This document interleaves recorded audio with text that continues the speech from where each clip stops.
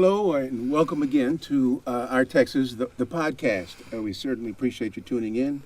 And today we have just a really special guest, Bob Ray Sanders, formerly of the Star-Telegram, and a whole bunch of other great things about Texas and national that he's done. So we'll get a chance to chat with him and explore a few things. Hello, Bob Ray. How you doing? I'm doing good, my man. How are you? See, you laugh every time I just say hello to you. Because there's always great things coming at you, and you know how to handle it. Oh, please. Come on now. Well, first of all, I certainly appreciate your coming on the podcast and wanting to chat a little bit about either your career, the state of journalism, just a host of things. So we'll get to it. First of all, what's one of the things that you're enjoying after you have said ta-ta to the Star-Telegram and the journalism career that you had then? Well, one of the things I'm enjoying is that my schedule is freer, even though I have full schedules often. I don't always have to set the alarm to get up, even though when you've lived as long as I have and you're used to getting up early, you wake up anyway, even when there's no alarm. Sure. But that's a great thing. I've been able to say no occasionally to things. I didn't say no to you, of course. Thank you very much. But being able to say no because you just don't feel like doing it, you don't want to do it. Okay. But at the same time, I retired from the Star-Telegram, but I did not retire from my community. Okay. And really didn't retire from journalism. Every now and then I'll write something. Mm-hmm. My son made me create a web page, or he created it for me. Yes. And sort of manages it for me. Okay. And he thinks he's a boss, and he can call me up and say, "Hey, we need more content." Yes. But aside from that, no, I mean it's been good. I mean I've been enjoying myself. Mm-hmm. What's a no you gave to someone that you surprised yourself? Well, it's really interesting because when I get a call for somebody to come ask me to do something, I'll just say, what is the date? And I'll usually say, and I usually am, well, I'm busy on that day. Okay. Then they'll say, well, you name a date. And we'll suit you. And then I have to say, wait, am I going to still do that? Mm-hmm. I don't want to tell you specifically because they may be listening. No problem. But I have said no. I mean, particularly, I give up a lot of my weekends, mm-hmm. or I have over the years, mm-hmm. because people calling you, I mean, during the week it's schools and it's that kind of thing. Mm-hmm. And it's hard for me to say no to schools, sure. Including one that, just had me in the other day, I think I may have told you about, mm-hmm. Where they were talking to me about, racism and segregation in Fort Worth. Mm-hmm. Actually, this is a public school, but it's a different kind of public school. Mm-hmm. It's not quite a charter. It's sort of a mixture of charter and all that. And I don't understand all of it, but at the same time, when you got kids who are interested, you have to go to them. Mm-hmm. But on the weekends now, I mean, it feels good to say, I don't want to do anything on a Saturday, yes. or I don't want to do anything on a Sunday. Okay. So I'm gonna take the day off, and no matter who comes to me and says we need you for this, yes. I'm gonna say no, okay. because, and like I said, I've neglected my family to a great degree over the years, yes. because I've been gone so much. Mm-hmm. So, but I'm still out there. Oh, sure. How about this? You spoke to these students. What do they seem to know, and what do they seem not to know about issues of race? It's really interesting because this class, and this is it's called Mosaic Academy. Mm-hmm. Like I said, it's a mixture of schools, where parents are involved, yes. Low teacher-student ratio. Uh-huh. But this teacher had prepared these students in a way that surprised me. Okay. And there was one who was a seventh grader who had actually done some research about segregation in Fort Worth. Okay. So who understood Juneteenth, okay. understood that there was segregation in Fort Worth, mm-hmm. to a degree, mm-hmm. Asked me the question about the town white settlement and what I thought about it and should it change its name. Yes. So coming from a seventh grader, I was impressed with those kinds of questions. Yes. So some of these students knew, but they're always shocked when you go into the details of segregation, because they still can't imagine that me, Yeah.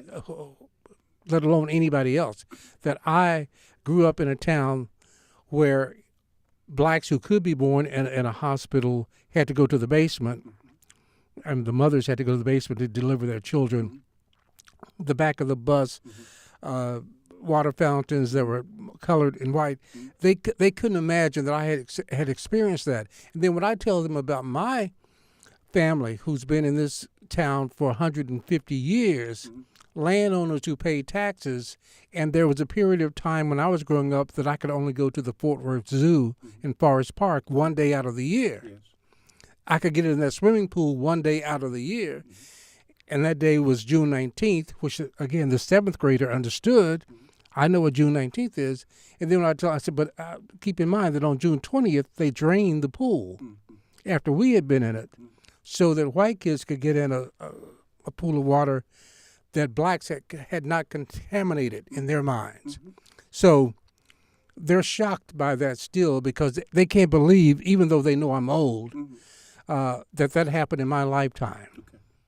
So they are shocked. But these students were more aware than I thought, which gave me hope, because I used to think that, if we just wait on some old white people to die, Yes. things will be better. Yes. Well, the truth of the matter is that didn't happen. I mean, old white people died, but they had passed it on. I mean, people kept learning. Yes. And I actually told those kids that. I said, but they actually encouraged me, because at least they had an understanding and were willing to talk about it. Today, most people are not even willing to talk about race. Sure. Just perhaps diverting just a little bit. Those were 7th graders. I know that you have taught at the college level. Well, yeah. Actually, it was a mixture of what we used to call middle school and high school. Yes. So, but the most informed person happened to be the youngest person, who happened to be a 7th grader in their room. Okay. But I've taught at colleges too. Yeah, and so I wondered, do you see an absence of fact, a disbelief between those two groups, those in college and those you used to try to reach in your column when you wrote for the Fort Worth Star-Telegram? Do you see any connection between what they think they know and what they absolutely don't? Well, it's amazing to me, because I go to all levels of schools, and it's really interesting when you talk to 1st and 2nd graders, and you watch them, interact with each other, and there's a innocence there that is really encouraging. But then you get to the junior high, where kids tend to separate themselves anyway into groups and whatever, that adolescent period where they learn things from each other, and they learn what they like and what they don't like. It's crazy. And by high school, it can be really interesting, because you see in them many of their parents and grandparents, and even in college. When you look at some of the violence that's going on right now, it's amazing to me how much of that violence is caused by young people who are ready. I mean, you think of South Carolina. You think of this recent incident where a guy just starts shooting people for no reason, and you're wondering, where is this coming from? These are young people with these ideas, and the guy in South Carolina, he wanted to cause a race riot. He thought he didn't. But you go into a church and spend an hour Bible studying, and still you just can kill these people who brought you in? Yes. I don't understand that. That's young people doing that. So when I think about the college kids, so many of them, and they would probably deny it, when we were in college, we loved having opinions different from my parents. But there's a thing in America today where the parents are infiltrating their kids with these old ideologies on race and culture and economic, everything. And they're soaking it in. and they're doing what their parents are doing. They only talk to people who they know agree with them. Yes. There's no true discussion. There's no debate. Not different sides, Sure, at least. Sure. And when I was in college, even when you were in college, you're a little younger than I am. I mean, you getting old too, but but but even in your day in college, there was this thing where you could have discussions, and it was expected of you to take sides and debate it. And debate. Yeah, and debate. And it's still in the day, Yes. okay, friends or whatever, and go on and have a cup of coffee or a beer or whatever you wanted to do. Yeah. These kids, like their parents and grandparents, only talk to the people that they agree with. Yeah. And if you disagree with them, you're an enemy. Yeah. Yeah. And they don't want to talk to you at all. Yeah. So that's the frustration I have in terms of college students. Mm-hmm. But that progression from early elementary to middle school to high school to college, it's strange to me. If you had not been a journalist, what would you have been? What career would you have chosen? Well, actually, I had thought about being a lawyer, Huh. and to a degree, I am still practicing that profession, because in journalism, a lot of stuff I did was legal, because I did a lot with criminal justice.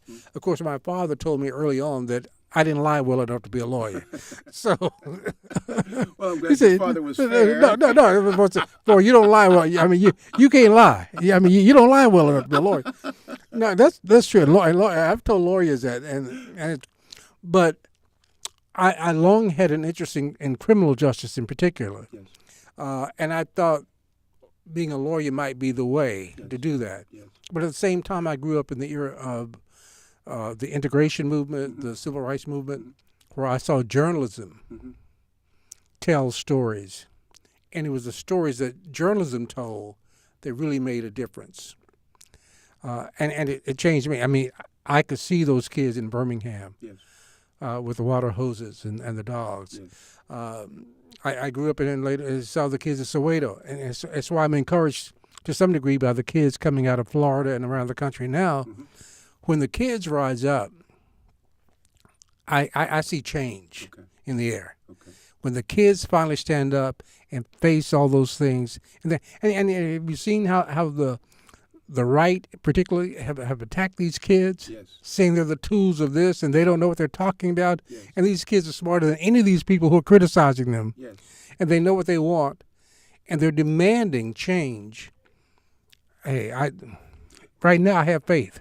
Well, and certainly the hope is that those who are involved, those who see the need for change, hopefully they will realize it cannot happen immediately. It's a long-term journey.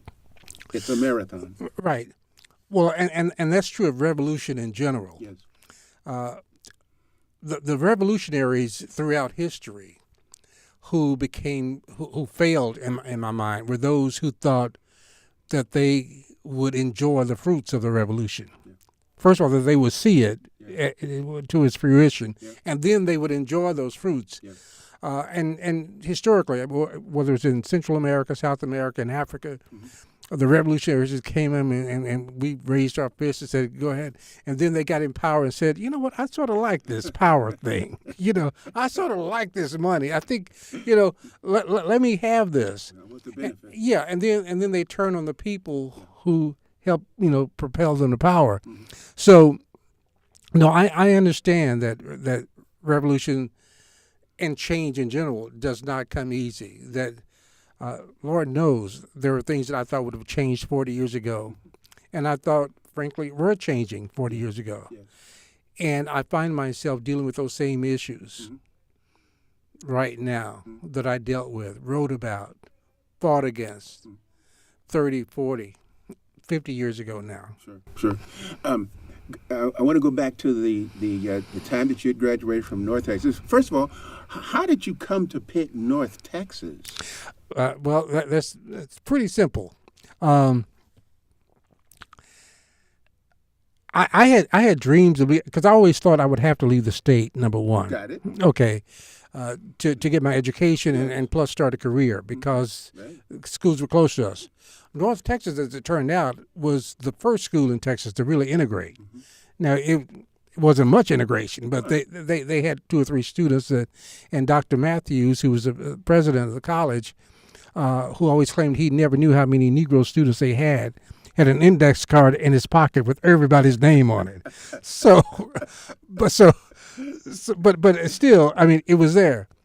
North Texas, when I decided I wanted to major in journalism, which my father was against, by the way, because he said, where are you going to work? I mean, black people can't work. Who's going to hire you? I mean, there were no papers in Texas, and I think maybe only 2 in the whole nation who had a black reporter.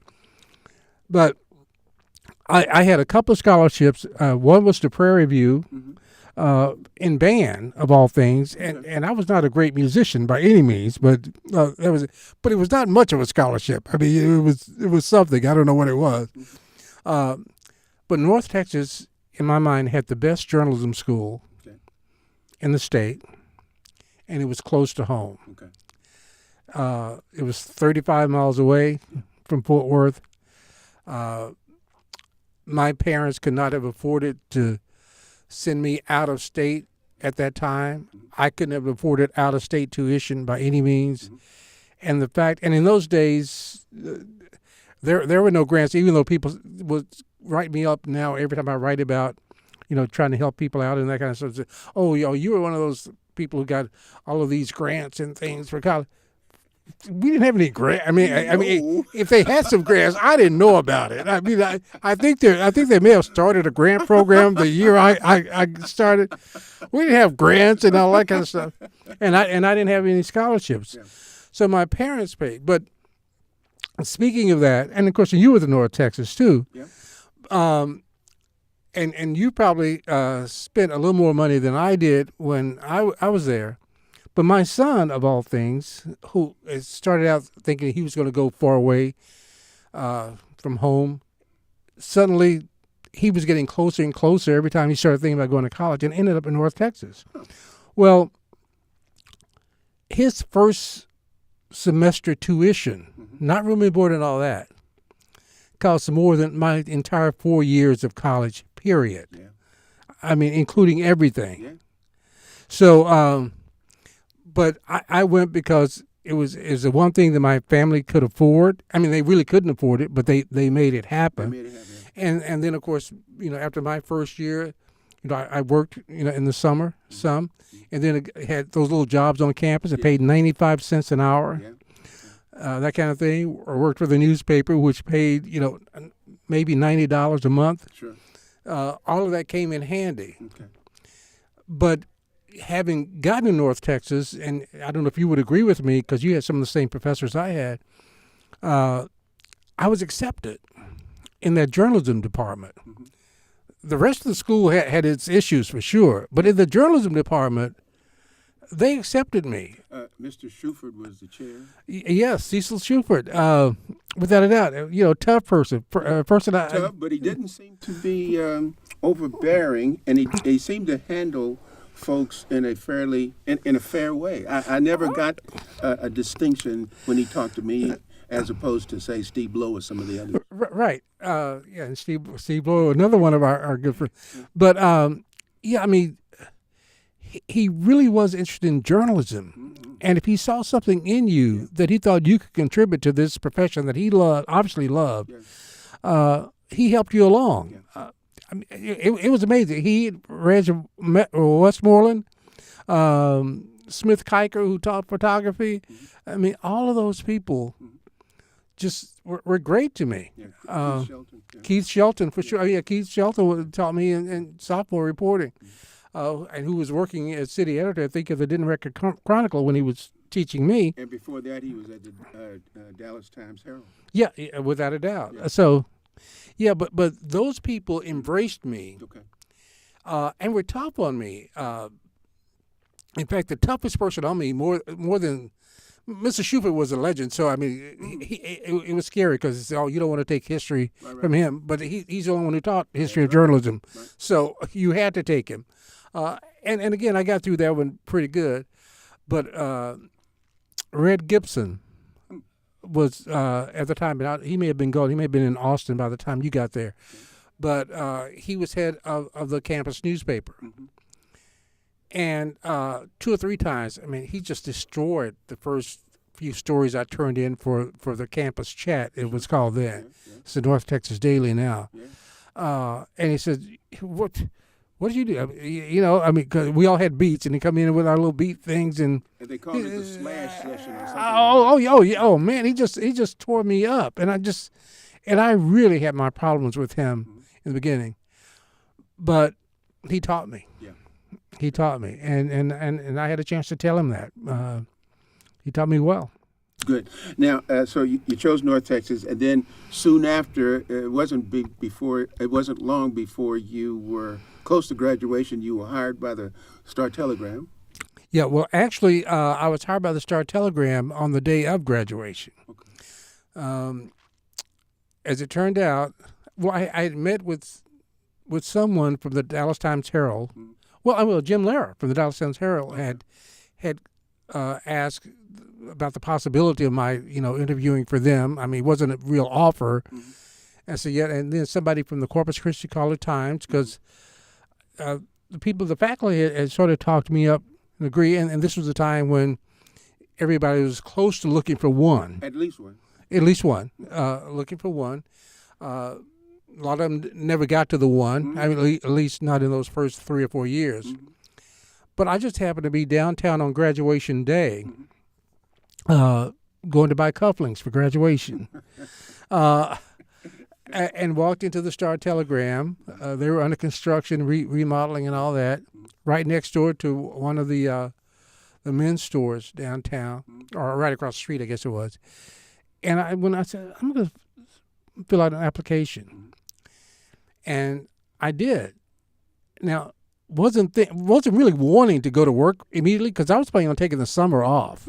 I really was. I mean, 4 years of school, I was ready to take some time off. But anyway, it's the summer. Yeah, it's summer. But I went in and talked to Luther Atkins, who was the head of what is now Human Resources again, personnel, I guess it was then. He talked to me for a while, and then he said, I want to introduce you to some people.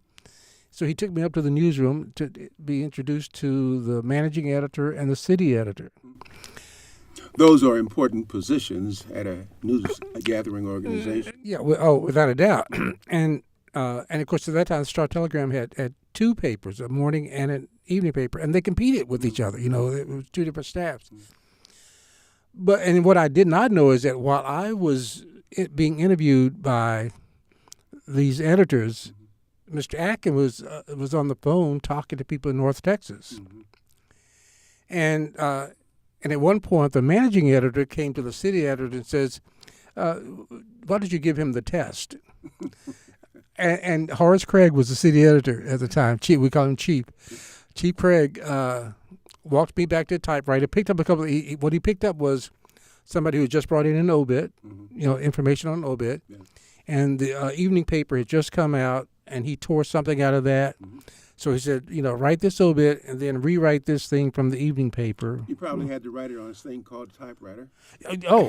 Man, yes. It was those old Royals, man, that, it was like you had to take a jackhammer to push the keys. This was before we had, the next year we actually did get a few IBMs.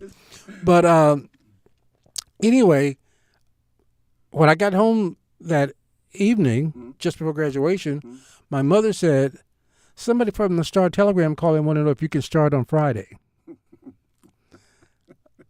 And I was so shocked, I said yes. So that's how it happened. Well, was there ever, in the first couple of months that you worked at the Star-Telegram, was there ever a time when you felt as though somebody was looking at you differently because they didn't expect to see you working for the Times-Herald? Not you as in Bob Ray, but you as in Race. Not inside the newsroom, and that was, it was really interesting. And I don't know whose decision it was, but and it was a huge newsroom in those days. But they took me back to what I call the back row, but it was road next to the windows, the farthest away from the city desk, where the most experienced writers were.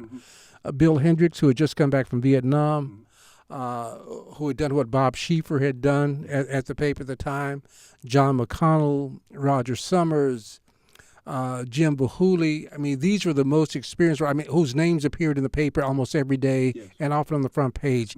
And they set me down in the middle of those people.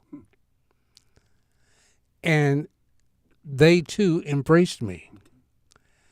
It didn't happen. Now, in terms of the community, who wasn't expecting, you make a call to go interview somebody, and they say, yeah, come on by. And you get to the door, they say, oh, my God, what? They weren't expecting to see you. Or you call up somebody at the time, the Chamber of Commerce, because you got to do this story about, the Veterans Parade is coming up. And, okay, do just a little advance on the Veterans Parade, call up the guy at the Chamber of Commerce, they're putting it on. And the guy's just going, it's going to be a great parade. We're going to have more. We're going to have over 100 units and all that. And we got those 2 nigger bands in there too, man. And they're great. They put on a real show, those nigger bands, man. If you've never seen those nigger bands, and then you have to tell me, well, I was part of one of those nigger bands. and we brought up the rear, every time. So you had that kind of discrimination. And then within just a few months, I was first given the federal beat, but shortly after that, the guy who was John Lumpkin, who became vice president of AP, but who was leaving to go to the AP, who had covered the county beat, and I had covered for him on occasion, backed him up. When he was leaving to go to his first job with the AP, they came to me and said, this was odd, because I walked in one day, and the city editor said, Jack Butler, who was the executive editor, needs to see you. And I said, okay, which was really odd. So you thought you were in trouble? Yeah. I was trying to think, because in those days, in those days we did 5 or 6 stories a day at least, And I'm trying to think, which one did I mess up on? Which one did I not do right? And then when he said, Jack Butler needs to see me, and when I'm getting ready to go back to see Jack Butler, who's in the big corner office, the Chief Craig and the managing editor are walking with me. And so I know it's like going to the gallows, man. I'm going, this is real deep trouble. But what they were telling me is when I got there, he says, we're going to assign you to the county beat. And we've never assigned anybody to the county beat as inexperienced as you are. Yes. But you've done well on the federal beat and whatever. But we also want you to know, and this is coming from Mr. Butler, that's going to be the most racist beat that you'll ever cover in Tarrant County. But we also want you to know that if they don't accept you, they don't accept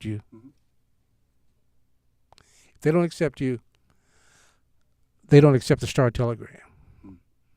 So, it was like those biblical things. If they reject you, wipe the dust off your feet, and they rejected us, and we'll take care of it. But as it turned out, the county, which is an incredible place to begin with, because all the department heads are elected officials, so you get your background in politics. They were all trying to prove that they weren't prejudiced. I was having front page stories every other day because they were giving me all the scoops. Okay. And a couple of them, really did, I think. Sheriff Lon Evans, who was a legend already at the time. He called me, he'll call me up in the I'd be in the press room, and it was a tiny little place, but 5 or 6 of us reporters, the Dallas Morning News, both papers, Star Telegram, the Fort Worth Press, we were in there, and my little phone would ring, and maybe Sheriff Lon Evans, Bobby Ray, why don't you mosey on over here to my office? And then I had to try to pretend like I didn't know who he was on to, and then I had to wait, and then I mosey on over to his office and get over there. And this is one true example. Got over there, and he said, as soon as I walked in the door, he said, now I got to go to the little boy's room, and don't you touch that folder on my desk right there. I'm going to be gone about 15 minutes, but don't you look at that folder on that desk. What an invitation. Oh, yeah. So you say, and the grand jury had returned like 10 secret indictments. that I had. And of course, when I called it in to they goes, how do you know that? Yes. How do you know that? I said, I've got a source. And it's a real source. Same thing happened. We had a DA who was being kicked out of office at the time, and the governor had to appoint a new DA. And the person, as it turned out, he was going to appoint was the former DA who had resigned because was a drunk or whatever. And I got the call saying the governor's going to call at 5 o'clock, and you want to be here when he calls, because he's going to appoint Doug Crouch, who was a former DA. And I said, yeah. And when I called in to the paper, I said, the governor is appointing Doug Crouch, who had been unceremoniously, basically kicked out of office before. Preston Smith was the governor then. And they said, "What? How do you know this?" I said, "I'm over here in the office of the other former DA. They're pouring whiskey, and they're waiting on the governor's call. So, hey, I got, but that's how I got a lot of information, and that's how I sort of built what little reputation I had as a young reporter." Okay. This may be a curious question, but do you think that your first name and second name kind of helped a little bit because it wasn't Willie? It wasn't, I don't know. Well, you know what? The idea of Bob Ray, which says Texan, to be Yes. one of those two first names, Southern Texan, Yes, whatever. yes. And in fact, when I started writing columns, for a while, if my columns ended up in Alabama or wherever, I'd get calls because they didn't know me, and many of them didn't run my picture with it, so Right. they assumed I was some Southern white boy. And I said, "Boy, how do you think like that? How's a good Southern boy like you think like you think?" So, so the name helped a lot. And as I said, and the sheriff he didn't call me Bob Ray. He always called me Bobby Ray, which is really on my birth certificate. So that's the name on my birth certificate. Okay. So I mean that never bothered me. But yeah, the old two names, man. The thing that I recall from a previous interview that you did with someone else was that there were some people who were mentors who were just good teachers to you prior to the work area, the work environment. Those people who became mentors to you. One was a teacher named Hands. Yeah, Reba Hands, my 10th grade English teacher. What did she do for you that stands out still today? Well, first of all, she was the person who introduced me to Langston Hughes and James Baldwin. Do you think that some of the listeners today might know those names? Well, it's interesting. They ought to know both names, but in case they don't, and it's hard to believe, but Langston Hughes was not even supposed to be taught in the Fort Worth Public School.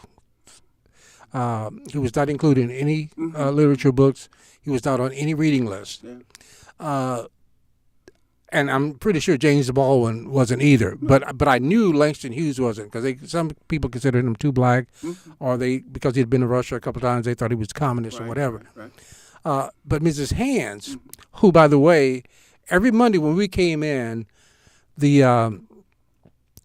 top 10 list from the New York Times bestseller was on the bulletin board. I mean, she clipped that every Sunday, and on Monday that was on, and we would talk about that. Okay. And at the time that I was one of James Baldwin's books. In fact, I guess it was The Fire Next Time was on that list. And she said to me, because she understood that I wanted to be a writer. I mean, she already knew I wanted to be a writer. And she said, if you're going to be a writer, you need to know him. So she put a Langston Hughes book in my hand. And people who know me, like you, I mean, it's hard for me to make a speech without quoting Langston at least one or two times. Yes. And then, of course, James Baldwin and The Fire Next Time and things after that. So, and it's really, the thing is, after she retired, she moved to California. She lived with her son for a long time. And it's really interesting how what you remember about people. But I came home one day, and this was after there was the tornado hit downtown Fort Worth. Yes. I came home one day, and there was a letter. And when I saw the handwriting on the envelope, Right away. I knew I knew the handwriting. I mean, I didn't even get to the return address. I just Mr. Bob Ray Sanders. But it was a simple message. It said, "I saw in the news where Fort Worth was hit by a tornado, Yes. and I just was writing to make sure you're all right." And so we wrote back and forth for years. I mean, she died a few years after that, but and she was a tough teacher. In fact, my older sister, went to school with her son, and they would talk about how tough she was on her own son. Yes. Yes. You know. If you can do that with your son in Yeah. public school, you can do it with anybody. Yeah. And there were a couple of teachers like that. And Mrs. Stevens, who was my senior teacher, Yeah. actually, and I took senior English when I was in junior because I had gone to summer school to take some English classes. Mm-hmm. So I was in with the seniors, but I was really a junior. Mm-hmm. But she was a teacher that everybody tried to avoid. But let me tell you about her. This was a teacher, as I said, I'd heard about all my life. Miss Miss no, I'm talking Miss Stevens. Miss Stevens was the one that all my brothers and sisters had, and they said, you don't want her. But you couldn't escape her because she was the only one who taught, I think, English 7 and 8, the English literature and Shakespeare. And but at any rate, but here's how she was, and she was tough. She was really tough. But here's what she would do. You turn in the paper, and because that's when you have to do the thesis and the term papers and all that. If you turn that paper in, and depending on who you were, I mean, and she knew who you were and your capabilities, she'd put the paper down after she'd graded and says, "I've marked a C on this paper, but I haven't recorded it yet," which meant I know you can do better than this, and I expect you to do better than this. So you take this back and bring me back another paper. They didn't want you to fail. Yes. They had expectations of you. And all of those teachers at I.M. Terrell High School, Mrs. Venable, my ninth grade English teacher, the same thing, who died last year, or 2 years ago now, I guess. Same thing. They saw something in you and they pushed you. Yes. They pushed you. And so whatever I am, I owe much of that to them. If not most. Hard-working public teachers. Oh, without a doubt. Yeah. And these were teachers teaching in an all-black school, and many of them should have. I mean, my journalism teacher should have been at the New York Times. Yes. Yeah. Our biology teacher should have been at Dow Chemical or somewhere. Yeah. But they couldn't get those jobs. And they were more qualified than most of the teachers in the white schools because while many of them have gotten their degrees from Prairie View and Wiley and whatever college, Paul Quinn,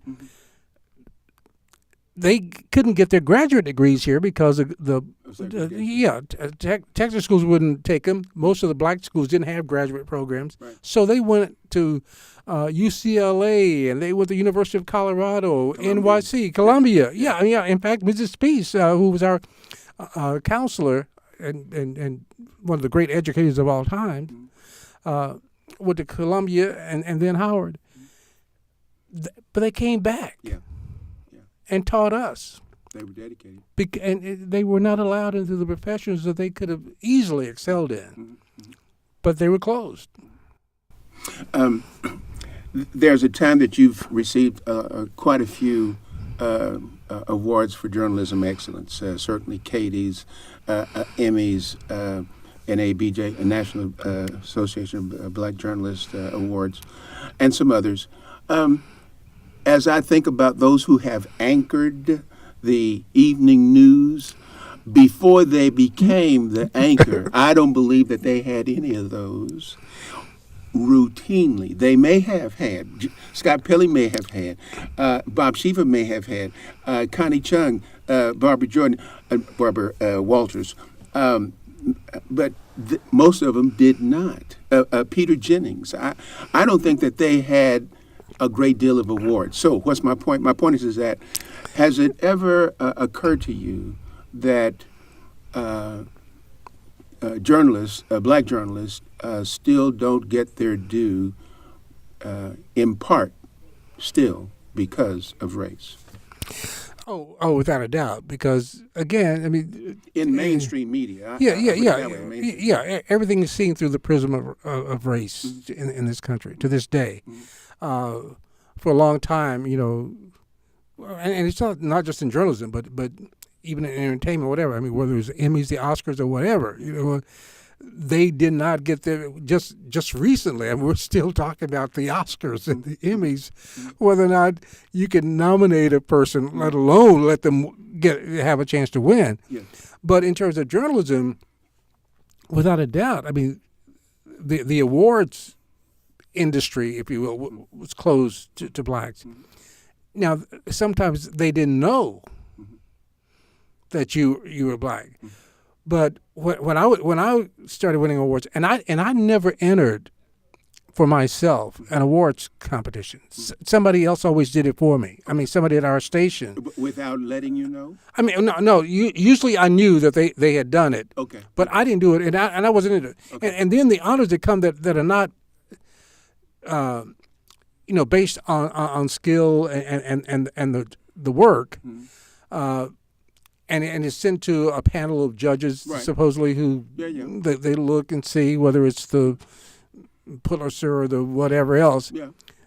Somebody judges it, and I'm honored by that. I never actually sought it necessarily. In fact, when I would tell them, I mean, you don't have to include me. I mean, send somebody else. Somebody else's work. I mean, I'm doing the work because I'm trying to make a difference here. Okay. Now, it certainly helped when it came back, and then suddenly you start listening. And I in those days at Channel 13, for example, I had a secretary. She kept a list of. I had won things I didn't even know I had won. Because. Yeah. But she kept this thing because they were entering, the Southern this and the National this and that. Yeah. I never knew I'd won it. Until we were either invited to a program for the awards, or somebody was sending us a plaque or a statue or something like that. But then what happens is there are groups who appreciate you, like National Association of Black Journalists. And as a matter of fact, just yesterday, and you're the first one to know this, and it's not supposed to be broadcast yet. I just had a call from them yesterday to tell me that they're inducting me into the Hall of Fame of NABJ at their convention in August in Detroit. Yes. And I'm going, y'all have already honored me. Yes. I mean, 2 or 3 times, yes. I think. So, I mean, I don't need to be honored again. I mean, no, this is the Hall of Fame. We're going to do this. Okay. I stopped arguing after a while, and when you get old anyway, people just want to start and say, well, we need to do something on it before he dies. Well, again, let me see if I can redirect my question.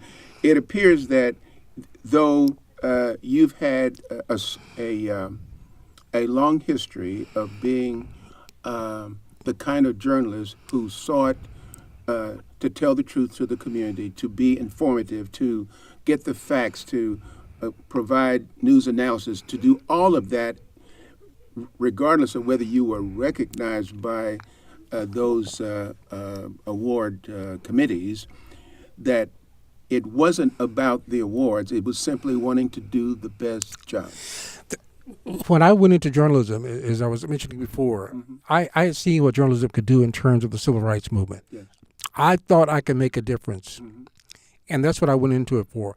And in fact, I think most of the people who went into journalism at the time I did thought the same thing. Now, they weren't thinking about the same kind of difference, perhaps, that I was thinking about, but they thought that they could make a difference. They thought they could help change society. So that was my only goal, really. Okay. It was not about receiving an award, any kind of recognition. This is Our Texas Magazine, and we'll be right back. Again, we're talking with Bob Ray Sanders, a well-known journalist, not just in Texas but nationwide. And the question I have for you is: is there are there some things you can point to that you think were some of the highlights of your career, and then maybe a low moment? That is, you didn't get the story you wanted to follow up on, or somehow it just didn't. Whatever story it was didn't pan out right. Well, it's interesting because I have tended to measure my progress in terms of journalism as to what I could do for an individual. Okay. Long ago, even though I said I went in hoping to, help change things for the whole people and that kind of thing, I'm not sure I could do that, but it came to me that I could at least maybe have an impact on one person's life. Okay.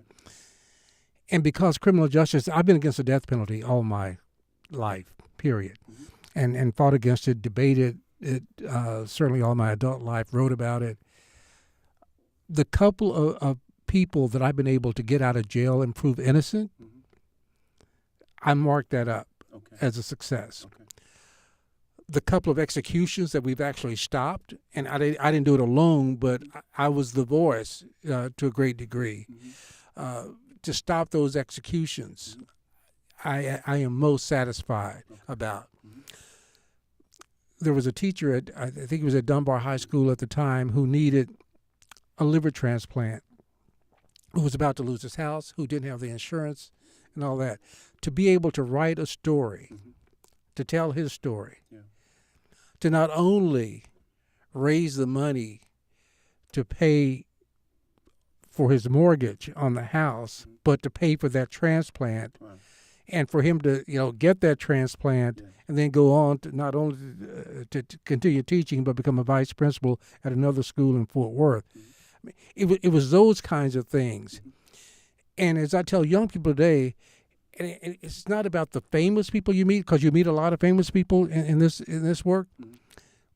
It's those people who are not famous but who are doing incredible things. There are many people in our community doing things that they weren't being recognized for, and for just the fact that I could bring them to the attention of the rest of my community was important. And then occasionally to attack society or those rulers in society. I would remember too. I mentioned Dunbar High School. I remember I had a call twice. One from a person who said, "Have you been to the library over at Dunbar lately?" I said, "No, I don't think so. I think I've been in it before." They said, "Well, you ought to see it compared to some of the others." Well, that was a case where before I even started doing the interviews, word got out that I was going to be coming over to look at the Dunbar Library, compare it to the other schools, that the school board or school administration called and said, we got a whole bunch of money now that we can send some books over to Dunbar. I mean, it was that kind of thing. Dunbar High School was the last school that had athletic lights, lights for its athletic fields. Because I get a call and said, we have no athletic lights for our football team to practice. We can't practice after dark, or if we do, we're practicing in the dark. And all the other schools, I said, that can't be true. That just can't be true, right? Not in 1980 or whatever year it was, in 1990. So sure enough, it was true. Dunbar High School did not have lights on its athletic fields. So I wrote about it. Well, they got their lights. It's those kinds of things that that when you're writing can make a difference. Yes. And so, I look back over my career and I see some of those things. And then when I run into people, young people, there's a guy right now, his first name is Charleston, I'll just leave it at that. But he was involved in a shooting at a mall in Arlington. He and three of his buddies, they're going to shoplift. Now, he didn't know everything that was going to happen after that, but the manager of this sporting shop chased them out of the mall, and one of the people shot and killed the guy. Okay. Well, this guy, well, all of them were sent to prison. I mean, and they were all juveniles. He actually they all eventually went to adult prisons. He served the least amount of time, but to hear from him, and I wrote about him at the time, but to hear from him later and say he started a youth program. I mean, he's back. I mean, he started a youth program. So I mean, you never know. There's a young man right now that I'm dealing with who's actually in the Tarrant County Jail, who I don't think should be there, but he's 31 years old now. I first met him when he was 12 years old. Right after his grandmother called me, he had discovered his mother murdered in her bed. I mean, gruesome. I mean, she had been strangled. I mean, still had the cord around her neck when he discovered it. He was 12 years old. He has 3 younger sisters, all of whom, and the last one right now has graduated. This was 18 years ago. He's now in the Tarrant County Jail on a domestic charge. He and his girlfriend, whatever. But he's in jail, but his grandmother used to call me on occasion because first of all, he never cried. I talked. He would barely talk to me. At 12. At 12, he would barely talk. I mean, he was polite. And his grandmother she was concerned because he never cried. He had internalized it so that she just worried about him. And 2 or 3 things, 2 or 3 times over his, adolescent years, she'd call me and says, "If you have time, Mr. Sanders, I wish you would talk to." His name is Kevin. I wish you would talk to Kevin. And I'd go by, and he was polite. I mean, I wasn't sure I was getting through to him. I was just telling there were people who loved him, and that kind of stuff, and he could depend on people and all that kind of stuff. And then last year, I get a call, and I hadn't heard from him in years, but I get a call from the grandmother and says she had gotten a call from somebody, the police, that there was a warrant out for him, and she was afraid because this was a time when young black men were being shot by police. She was afraid he was going to be killed. She said, "Mr. Sanders, I just wish you would talk to him because there's a warrant out, and he needs to turn himself in." And he was on parole. He had done something. I don't know if it was weed or whatever, but he was out on adjudication. But he had not turned himself in. This was on a Sunday, and I called. She gave me. I called him, and we talked, and we agreed that we would get together. So I went with him to turn himself in, and he turned himself in, and of course the court wasn't sympathetic at all. I mean, they said, "Oh, wait, you had a warrant? You obviously violated parole or probation, so we're going to send you to jail," which they did. Now, he's about to get out now, but he's been in jail over a year. But he calls me at least once a week, and I see him at least every other week or so. But that goes back to a story I did on this young man when he was 12 years old. So, I mean, I guess that's how I measure my career. I mean, it was about people, and that's what I went into journalism for. And the people who make up our society. Let's switch gears a little bit about the state of journalism, the state of news reporting, and how many Americans feel about fake news. Let's see if you can identify some ways that the national news, whether it's the networks, whether it's CNN or Fox News or MSNBC or the New York Times or Washington Post, where do you think they actually failed in getting people to understand the benefits of straight journalism? Where did they falter? Well, I mean, they is a big term because, I mean, there are several theys in this. I mean, the New York Times, ABC, CBS. Right, yeah. I mean, what I grew up knowing as the news media Yes. in terms of broadcast. It was those network Yes. stations. Yes. It was not cable. This is long before cable. Yes. They had a voice and a face Mm-hmm. that said that we're pure. We're telling you the truth every night, Yes. every day. We're going to Yes. tell you the truth. Yes. New York Times. What I see in that, I can believe it because this is credible. These are credible people Yes. who are telling me this information. Mm-hmm. Now, and I still have faults with them sometimes because sometimes I thought they missed certain things, Yes. the nuances of certain stories, and particularly when they related to people of color and Yes. poor people. Yes. But at the same time, I thought they did a job. Mm-hmm.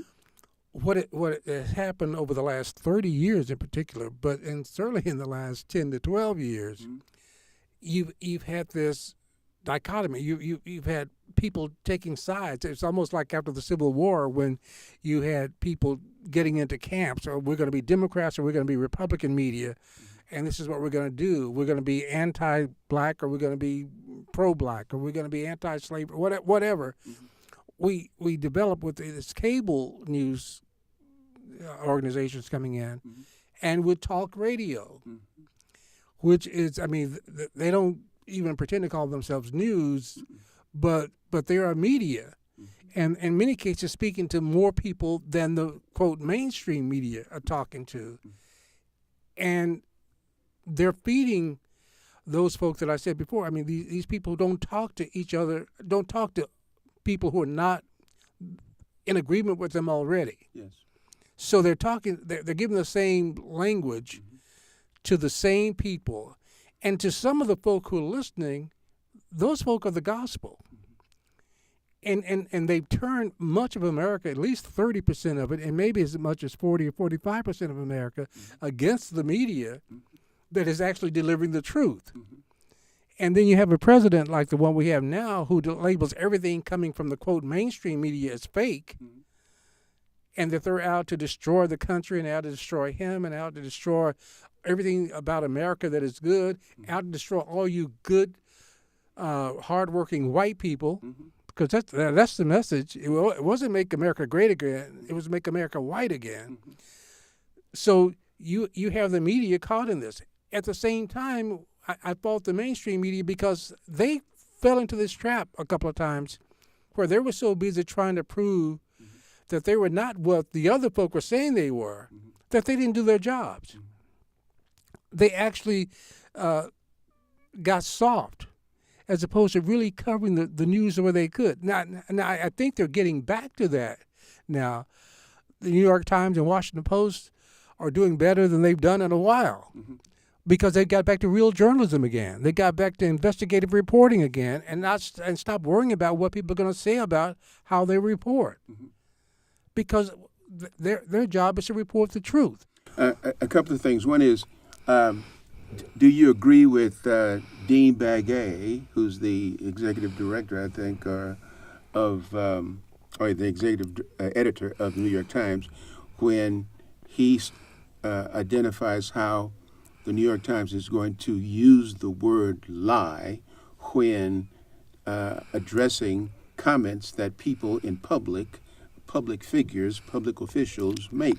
He says his staff is ready to identify, his especially editorial staff is ready to identify someone lied. Right. It's amazing to me because I remember a story that I was told coming out of college.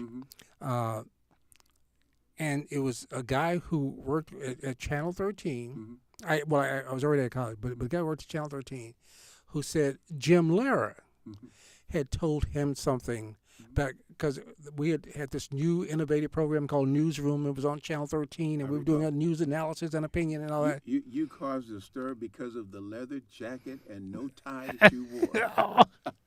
Look at you. See? I ought to hit you right there. No.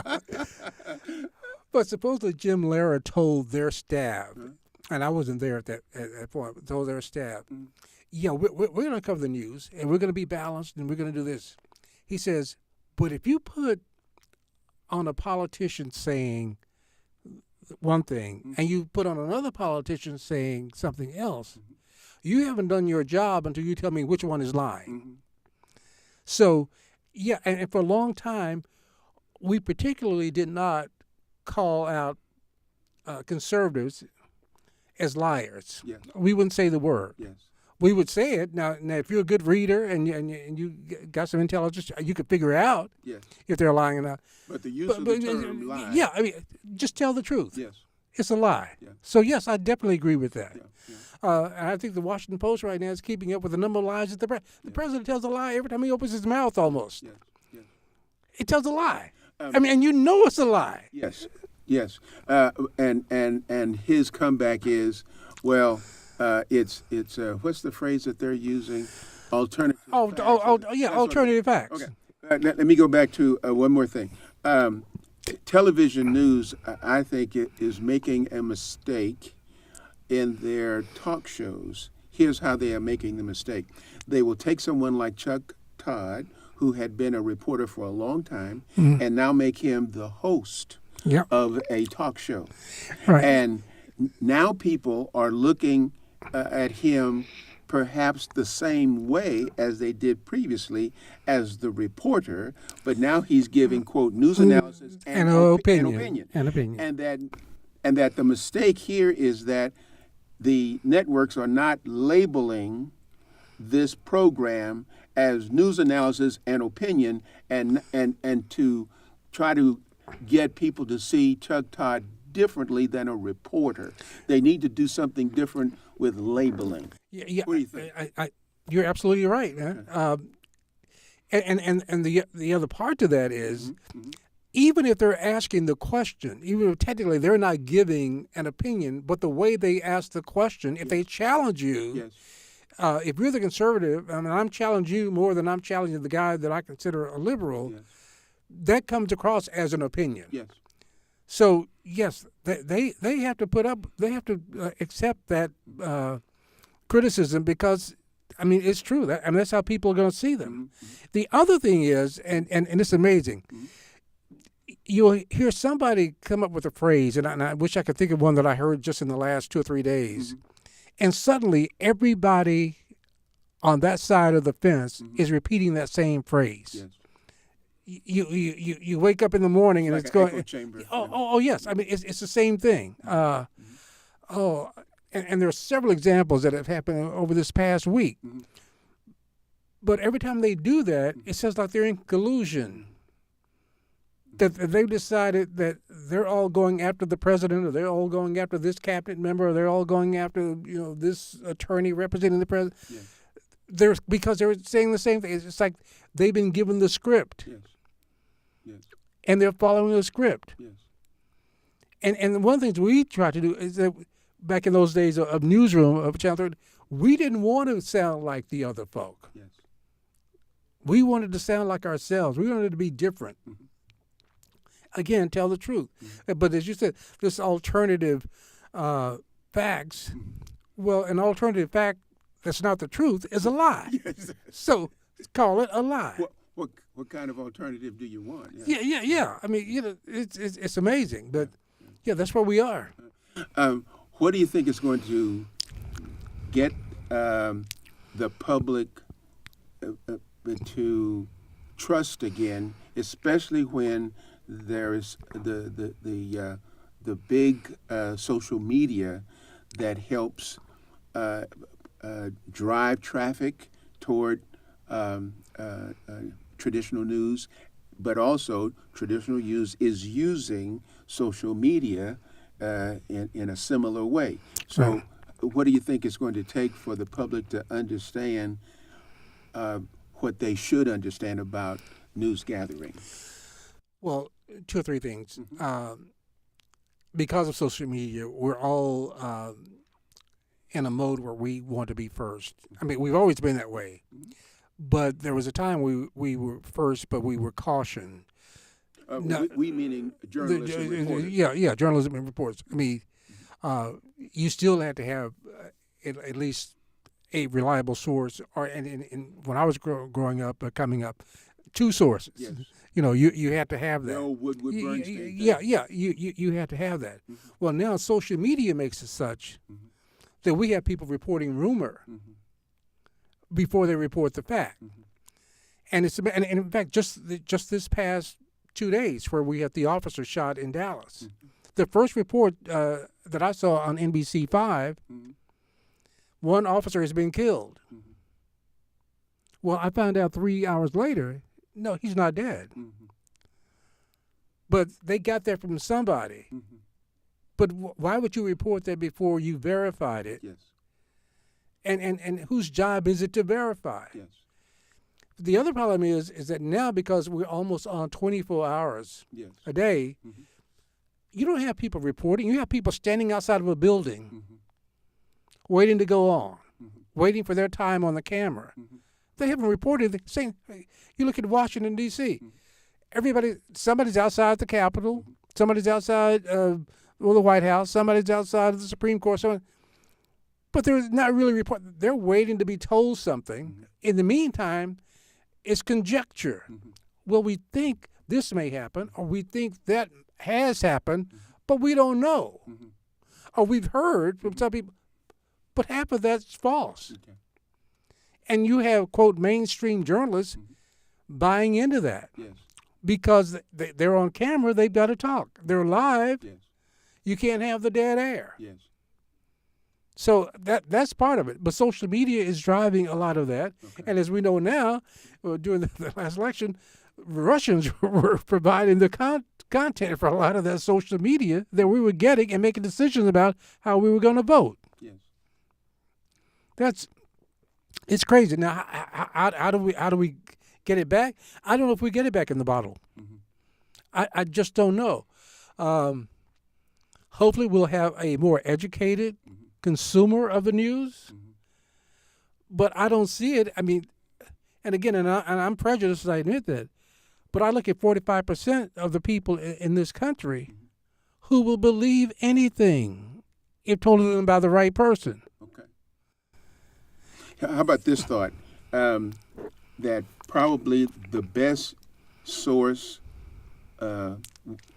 for getting accuracy, or to getting better accuracy, would be those when you pay for it. Because if it's free, then it's all based on advertising, eyeballs going to the website, and that sort of thing. But if you have to pay for it, maybe that is going to be the clincher to have more reliability, because people would pay for reliability. Well, to a degree. But keep in mind, there are other folk who charge for those services, and it's all fake. It truly is fake. Rush Limbaugh has a newsletter that you pay for, and filled with lies half the time. Yeah. Here's what I tell young people today, or I tell anybody, but particularly young people, in terms of how do you decide what you need to believe. Yes. First of all, don't depend on any one source. Got it. Even if it's the New York Times. Yes. Don't depend on that one source. Yes. Not even two or three. Search more than 1, 2, or 3 sources. And then you still may not be able to make up your mind. You still may be driven to the thing that's telling you a lie. But at least you've had it before you, and you can consider it and decide which one you want to try to believe, or which one you need to investigate more. So, but for the most part today, people have one source, 2 at the most. On one side, they got Rush Limbaugh, and they got Fox News. On the other side, they got the New York Times or Washington Post and MSNBC. That's not enough source. And I'm a consumer of the news, and I know you are. Yes. But sometimes it's hard to know. I mean, I've seen things that they pop up on my computer screen, and I'm going, "Oh boy, did that happen?" Yeah. And in fact, the day before Barbara Bush died, somebody came running into my office saying, "Oh, Barbara Bush just died." I said, I said, I just got through listening to the news, and that wasn't on the news.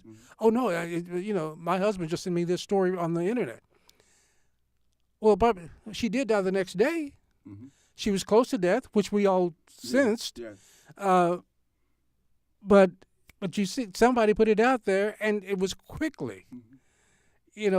telegraphed to somebody else, and I don't know how many other people around the country got that news item Yes. and had it wrong. How about something a little less national? If you've written a number of books. Well, I've actually written one. Oh, okay. I've written a couple of plays too, but I've written. Pardon me, plays and books. Okay. Yeah. Do you have another book in mind about something in Texas? You know what? I don't. I personally don't. There are other people who have books in mind for me. Really? I get calls all the time from people say, yeah, you got it right. They say to you, here's a good story, write the book. Or they say, here's a story that I know you already know. You need to tell it, and including my own family. I mean, our family is an incredible family in a way, and I have a nephew who's written a book about the history of our family. Okay. But there are some more colorful tales that could be told. And I was such a nosy kid. This is how I got into journalism, too. I was such a nosy kid. A lot of the older people trusted me with their stories. I mean, I marked dominoes for the old men. Huh. And I heard their stories. I knew about girlfriends and. Okay, but why are you marking the dominoes? I was marking the score for the dominoes. Oh, okay. I was Dominoes game. Got it. Yeah, I was keeping score. I was keeping score Got it, for the old men. I thought you were doing something a little different. No. I wasn't cheating. Helping them cheat. No, I was a domino marker. Even at the age of 8 and 9, I could, keep score for the dominoes, and the old men kept me around. Okay. And I would tell some of my relatives today about a certain story, and they said, "How do you know that?" I said, the domino table. That's where I was. They trusted. The old men trusted me. And said, "Oh God, you gotta write those stories." And I said, "I gotta wait till a few more people die, man, because I can't tell it all yet." So, and I'll probably be dead before they will. But no, I mean, there are stories. I mean, if I wrote. Someone said, don't you have a novel in you? I don't know that I have a novel. I don't know if I have the discipline for a novel, number one. Mm-hmm. But there are stories, I think, that I could tell, and I may do that, but I don't know when. Okay. I don't know when. Well, you're still a fairly young person, see? Well, you got to say that. No, I'm serious. You graduated from high school in like 65, 66? 65, you got it right. Okay. You know me. So that's only a year. Truly, that's only a year before me. Yeah, but you. See, I went into the service. Yeah, I know your story. Wow, you know my story. Well. Yeah, I know part. And you asked me about awards and stuff. Yeah. Let me tell you one that I remember that was the most gratifying, recognition that I got. Yes. Was when you were a senior at North Texas. You created an award named for me. Do you remember that? I think I'd only met you a few months earlier because I came up to the school or whatever. But the next thing I know, I get a call from Dr. Westmoreland or somebody and saying we're having this awards recognition, and one of the awards is named for you, and the first person who's going to get it is you. And you were the one who had done that. Do you know that? You remember? You don't remember that, I bet. I remember that. I'm glad you do. No. I recall how you helped us start the association of what we used at the time, minority journalists or communicators or something like that. Yeah. Dallas Association of Black Communicators at the time. Yeah, but this was solely for North Texas students. Yeah. And so I recall you're coming up and encouraging us and that sort of thing. So, right. Yeah. So, but you had an important role. And if I had known that it was going to get as complicated as it is, and you were going to be such a nuisance sometimes. Well, that's what journalists do sometimes. Yes, that's what we're supposed to do. Yeah. That's what we're supposed to do. Well, first of all, it's always a joy talking to you. It really is, whether by phone or on a podcast. So I just really thank you for coming and letting us know a little bit more about how life has been for you since you've retired from the Star Telegram, but also some of the things that you think are more important for people to know about you instead of just knowing your name and the awards and all that sort of stuff. What really drives a person who is interested in this field, simply because oftentimes that gets overlooked. Most people don't get that kind of view. They don't hear someone who has been in the service of others talk about service to others. So Yeah. so thanks. Man, thank you. Okay. Appreciate you, bro. You bet. Till then, next time, our Texas the podcast. Adios. You're a great interview. You never looked at a note, man. Ain't nothing on it. You came in with paper. I said, he ain't looking at no notes. Oh, well. But you know me. I truly hope that it was fun for you. Oh, it was great. Now let me tell you, we haven't published a magazine in years, but I thought that the podcast would be something that we could do to generate more interest in the printed version, and then come back with a printed version. Gotcha. So I'm wanting you to know that. Secondly, if at some point in the future you still take my calls, I may not. I'm hoping that there may be something that you might want to contribute, just something, whatever it is. And so I look forward to my making that phone call to you in the future and hearing what you got. Okay. You got it, bro. Okay. All right. Do you recall the interview you did with Hanson? Yeah. Which really, I mean, and again, he called me out of the blue. I mean, this was right after I retired. Mm-hmm. And interestingly enough, a lot of people heard that interview because every time I got interviewed after that, Mm-hmm. they were quoting something I said to him. Yeah. Which, so. Well, I think he did a really good job. Has there ever been a moment when you've talked to, you've been interviewed, and you really weren't sure of what they were talking about or what they were angling at? I've had those moments. I mean, well, usually it's with young people. Mm-hmm. I mean, younger people Mm-hmm. who really don't know and really don't care either, but who got the assignment, and so sort of unprepared, so that they that kind of thing. But but for the most part, no, it's been all right. Have you ever had any more contact with? No, have you had any more contact with Schieffer since he's left? No. Bob Schieffer. Yes.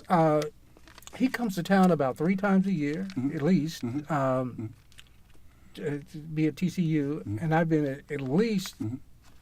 I see him usually at least once a year. Okay. Mm-hmm. Does he say anything about Robin, the guy from Canada that he used to do with the news hour with? I can't think of his name right now. It's Robin something. Robin McNeil. Yeah. I haven't talked to him not lately, and I don't even know where. Oh no, that's not. That was Jim Lehrer who was with Robin. Oh, pardon me. Yeah, that's right. It was Jim Lehrer. Yeah, and Robin McNeil. Yeah, they did the first thing. Yeah, but I haven't. You haven't talked to Robin. And I've seen Jim because we both had a thing. Bob Wilson, who was head of Channel 13 for a long time at the time that I was first hired there, who's the father of those Wilson brother actors. That, we did a thing for him, and Jim and I did it together along with Lee Cullum, and the Sons came back. But I don't know where Robin was. He moved to New England or something. I mean, I think he was from New England originally, and I think he went back to New England. Okay. there, I've heard. Last thing, I recall a couple of reporters who used to be with CBS and NBC years ago, and then they went over to Fox, like Brett Hume and some others. And I was kind of surprised about how they seemed to just change from being the reporter to this almost arch conservative kind of thing. Okay. It's really disheartening. Yes. Now, I wondered if you had met such a person, you remember them early on, and then they switched. Yeah. I mean, and again, and back in our day, we were all liberals to a degree, Yeah. or at least we thought we were. But Yeah. and we had people that we disagreed with, certainly, and whose mothers and fathers had taught them one way, and they had come along. Yeah. But to suddenly say, I am no longer a journalist. I am a mouthpiece for this conservative, nut over here, and it's not to that degree. Okay. Okay. I'm trying to think of some of the people I know who left and went. Went left. Actually, right. Yeah. Well, totally right. Yeah, but there've been those, yes. I have a theory about media and how, especially white Americans, have have the most difficulty with traditional mainstream media, and that is that it was late 60s when many newspapers, daily newspapers, began to acquire women and black and Latino reporters. Right. And on radio, the music began to go to FM. Yes.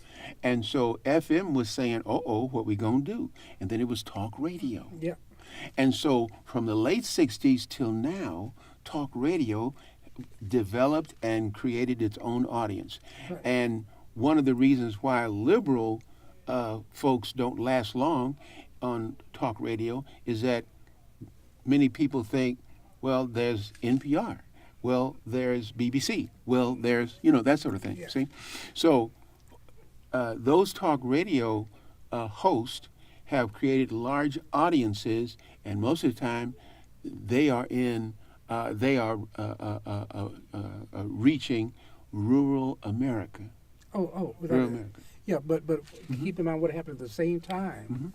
Again, this goes back to 1980, Reagan, when the FCC, which used to have a fairness, said you ain't got to have it. You ain't got to have that. So you can go on and you can declare yourself Republican.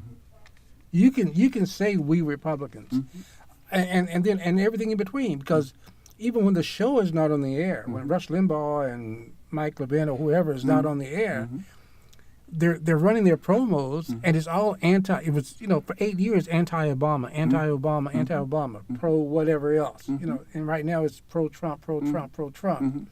Even though half of them can't stand him either, but that's it. And you got that solid group. But the other thing, though, and it's back to part of what I said in your interview, liberals are more progressive people. They can listen to an opposite side. They can have people come in and disagree. On conservative radio, you come and disagree, you're getting cut off. That's right. And then they'll make the public think that you're still on the line, but they cut you off, and then they go off on this tangent. And so you got this 35% out there loving you, and they're doing well. I remind our class that Rush Limbaugh talked years ago about a college student who was, I think, in graduate school at Georgetown, and she was testifying to the subcommittee because the main committee on health care the Republicans didn't want to hear her, and he called her a slut. And I said, now, is he talking to his base, or is he trying to get everyone to understand his viewpoint about her? Right. He's talking to his base when he uses stuff like slut. Yeah. Here she is talking about healthcare, healthcare for women, Yeah. and he's saying, "Oh no, she's a She's a slut, slut. and I she's remember- trying to I get remember us that to well. pay for her sex life." Yeah. Oh, yeah. How can that be even labeled fair? Yeah. Nothing. No, It can't be. Yeah. That's a So, great example. it's remember examples it like well. that I try to at least let them know. Yeah. When they're talking, they're talking to their base. They're not trying to incorporate others to get them to see a different viewpoint. They've already identified their audience, and this is what the audience wants to hear. Right. And when the audience calls in, they repeat Yeah. the same things that they've heard from him. Yeah. And it's like, they're going to the high priest Yeah. saying, here I am. Confirmation. Yeah. Yeah. Was there anything I should have asked you and I didn't? Oh, man, please. Well, You asked me too much as it is. I don't know about that. I know. Thank you for tuning in to our Texas Magazine. Tune in next week for our next episode.